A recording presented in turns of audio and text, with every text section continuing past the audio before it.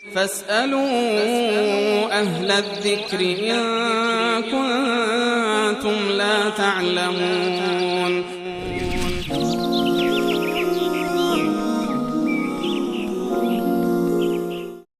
برادر یا خواهری که شماره اخیرشون 087 است پرسیدن که اگر کسی مرتکب گناهی شود بعد از اون توبه بکند، همیشه ذکر خدا بکند و شب و روز ذکر الله سبحانه و تعالی را انجام بده، آیا خدا از گناهانش میگذره و اگر نمیگذره باید چیکار بکنه؟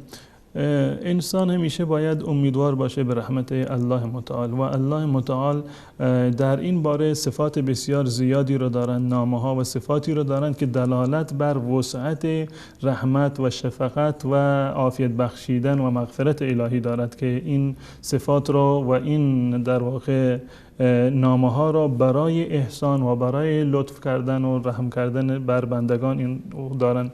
من جمله این صفات الله متعال غافر هست، غفار هست، غفور هست، ذی المغفره هست، واسع المغفره هست، رحمان و رحیم هست. این تمام اسما و صفات دلالت بر وسعت رحمت الله متعال میکنند و الله متعال از ما خواسته که توبه بکنیم و وعده داده که اجابت بکند و توبه را قبول بکند.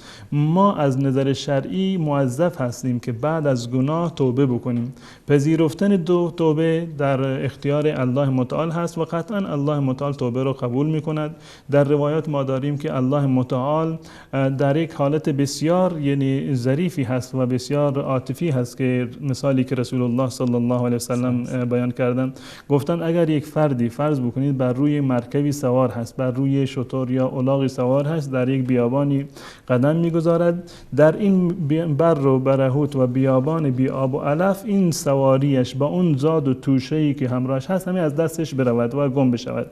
این انسان بالا و پایین، سمت راست و چپ هر جا برود و به جایی نمیرسد و نهایتاً سرش را بر روی یک سنگی بگذارد که به امید مرگ که هیچ راه خلاصی و راه نجاتی نیست و این لحظه نه لحظه بعدش از دنیا میرود. بعد از این که به خواب میرود و از خواب بیدار میشود میبیند که اون زاد و راحله اش و توشه‌ای که داشته همه بالا سرش آماده هست. یعنی این که از مرگ قطعی و 100% نجات پیدا کرده.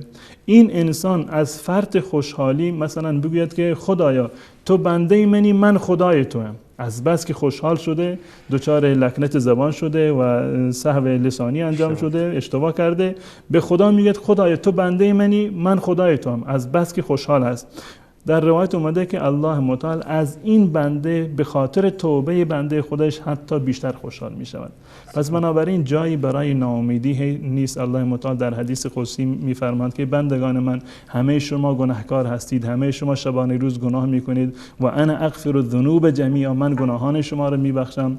یا ابن آدم لو اتیتنی بقراب الارض خطایا لاتیتک بقرابها مغفره، ای انسان، ای آدمی زاد، اگر به اندازه پوری دنیا برای من گناه بیاوری، من به اندازه پوری دنیا و به همین اندازه به تو مغفرت و رحمت عنایت خواهم کرد. پس بنابراین راهی نیست و علتی وجود نداره که ما از رحمت الله متعال ناامید باشیم، بلکه برعکس ناامیدی از رحمت و از مغفرت الله متعال کفر است و همیشه باید امیدوار رحمت الله متعال باشیم.